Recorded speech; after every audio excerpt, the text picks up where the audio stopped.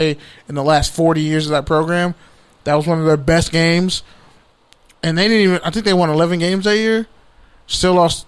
And then they still got their shit kicked in by USC that year. And that was what Maurice Jones-Drew, like a loaded offense and everything. And you look at what UCLA has right now, no matter what coach you plug in, Jim Mora, Chip Kelly, which honestly I feel like that system could actually fit UCLA, but they're just porous. They got some good defensive players, but they're just not good. And it's amazing. And part of it, people used to blame the AD. I think it's still Dan Guerrero, but they used to blame the athletic director. Oh, UCLA doesn't like to pay its coaches. This, that, and the third. I'm like, well, it's a public school, so it's a little bit. UCLA is like the hardest school in the country to get into. You know that, right? Yeah, but that doesn't have anything to do with their funding. Yeah, so explain to me how and why their football team is so bad with all this talent coming through. I don't know. That's why we're talking about it. No, but that was a rhetorical question, Peter. Jesus. But anyway, speaking of Jesus, yeah. So BYU, you need him. We all do. Good answer, young man. God is good all the time. And all the time. I don't know. What the fuck is wrong with you? Oh, boo yourself. Boo yourself right now. Boo. All the time. God is good all the time. And all the time, God is good. Oh, yeah. I didn't know that. Wow. I just didn't trust myself. I'm going to pray for you, dog. I just didn't trust myself. I'm a UCLA defensive player. No, you're talking all that shit to me in the group chat about UCLA's tailgate, or USC's tailgate. Oh, UCLA is the best tailgate. It's on a golf course. It is the best tailgate. I will not lose that. Oh, that's literally the only thing. That's literally the only thing UCLA. You won't budge on? USC. Well, we had to postpone we were going to tailgate at USC Utah, but lots going on. We just had to showcase, so we're going to regroup and let you know that the tailgate is going on USC UCLA at the end of the season. I think it's November 23rd. I suggest you prepare yourselves for chaos at the Coliseum, because it's going to happen. It's going to happen. Just know that. And I'm talking my shit because Pete and Woo have to. I see you out there, Woo. I haven't said anything, but I've just been watching. Just watching UCLA. Got beat up by Cincinnati. Got beat up by Oklahoma. I don't know who they played after that, but I'm just saying. It's not looking good for you Bruins out there. Well, no, they lost to Fresno State and San Diego State. Close. Yeah. They lost to San Diego State. They just lost to Oklahoma State. Like I said last week. They just lost to Oklahoma. They lost to San Diego State for the first time ever in program history. Ever. Which brings me to my next question for both teams. How come more Mountain West teams aren't in the Pac-12? One, who's the future coach of USC? Because we all know Clay Helton's on a slippery slope. It has to be Urban Meyer. 2, does UCLA have the cojones to let go of Chip Kelly after only 2 seasons? I mean, who else are you going to get? It's like if you work so hard to get that really hot chick or hot dude, whatever your preference is. Like, you work so hard to finally get that person, and then you realize, oh, they're fucking terrible. No, I'm gonna dead your whole argument. They're like, oh my god, this is this is horrible. Like, I hate this person, worse. But damn, they're hot and they're perfect. No, and I kind of want them. This is much worse than that. Society doesn't realize, oh, this is a awful human being. No, that would be Harbaugh. This is you got that hot chick. This is that you got that hot chick out of rehab, expecting her to be fully sober, fully committed. So Demi Lovato? And then being upset when she falls right off the wheel, right back into the racist, boring-ass coach that they always were. Oh, so Courtney Love. Gotcha. Oh, yeah. That's much better. Yeah. Damn. She ruined almost 2 groups. But anyway, but yeah, it just makes no sense that they're this inept. Like, there's a reason why I told you off the air. Chris Peterson purposely turned down USC to go to Washington when he left Boise State for a reason. The only person, I think the other thing there though is like living in LA is a lot different than living in Boise and like Washington. Living in Washington is much closer to Boise. Yeah, more Jason. Kellen Moore from Washington, so There you go. But I would say this.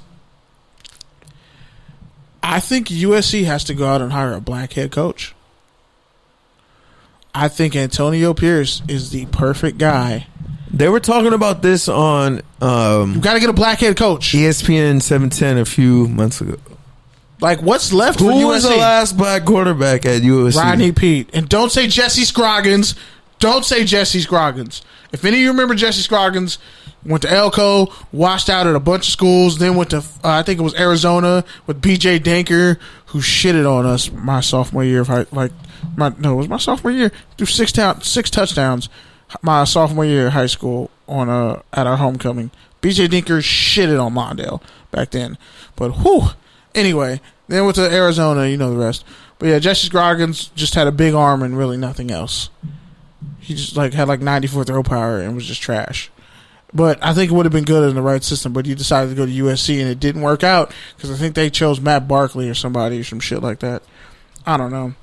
Sorry, Mom, we're cussing a lot, but I mean, this is kind of the mood right now. But anyway. So, yeah, I think there's definitely something to what you're saying about getting a black head coach. Antonio Pierce is the guy. But there's also something said that, you haven't had one black quarterback in 30 years? Since Rodney Peete. And Rodney Pete's getting 30 sued. years, bro? 30 years? Really? In Southern California? Well, they always go for Orange County quarterbacks. Exactly. How many of those have been successful? Exactly. So, clearly, there's something wrong with that whole institution. And USC has a type. And that's why they have a whole... And it's why... That's why they got a new president, because their whole culture is fucked up throughout the university. That was a bar just throughout the whole university. But that was a bar. I just wanted to just gloat in that moment real quick. USC is a type, and it's white.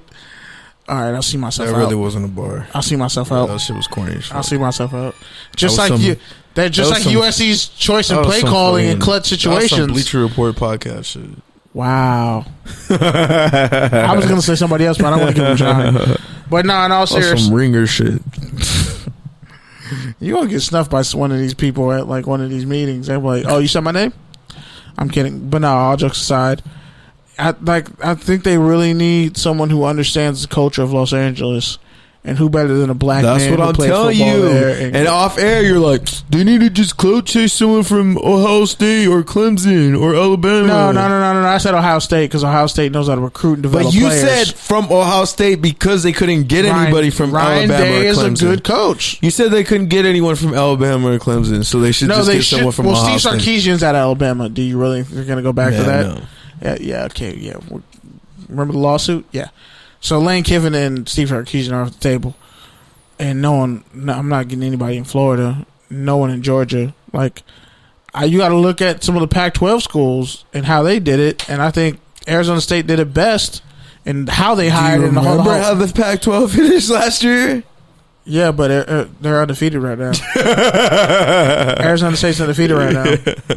But also, I think if you look at the type of players that aren't highly recruited that are stars in the Pac-12 and in the country, Antonio Pierce recruited a lot of those cats. Jack Jones is at Arizona State, who was a 5-star recruit, and some people thought his career was over after he left USC and the whole robbery thing, but he forcing fumbles, making plays for Arizona State. Jaden Daniels, first freshman starting QB in Arizona State football history.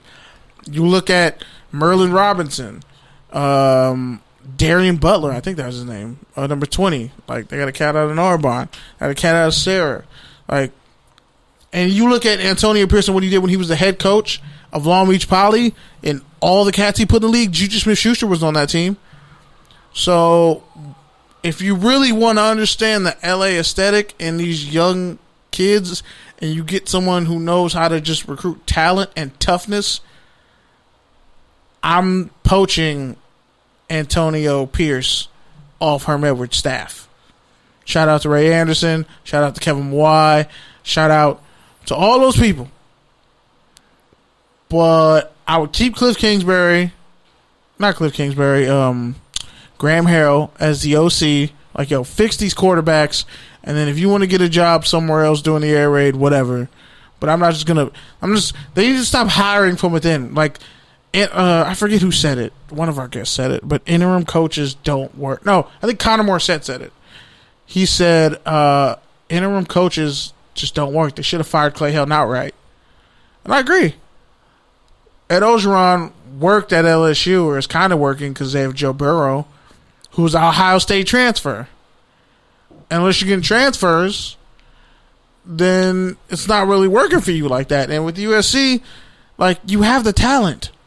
You just need someone to instill some toughness and some discipline, because them boys be playing soft out there. USC ain't supposed to be getting blown off the ball by BYU. I don't care how many 30-year-old Samoans and tongues they have playing on the defense. Yeah, I said it. BYU, I have a problem with the fact they got all these cats coming back from all these LSD missions. Not LSD. LDS missions. I'm sorry. I didn't mean to disrespect that. All seriousness. LDS missions. 28 and 30 years old and shit, and you playing against college kids. I got an issue with BYU. I mean, yeah, they won't go play Alabama. I know they won't go do that, but they'll play at Texas. They'll play USC when they're down.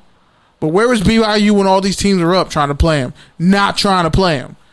They're taking on the Mountain West and everything else, and it's cool. BYU's independent. But Utah clapped them cheeks. So there goes that. But USC could easily beat Utah, though, if they're on their square.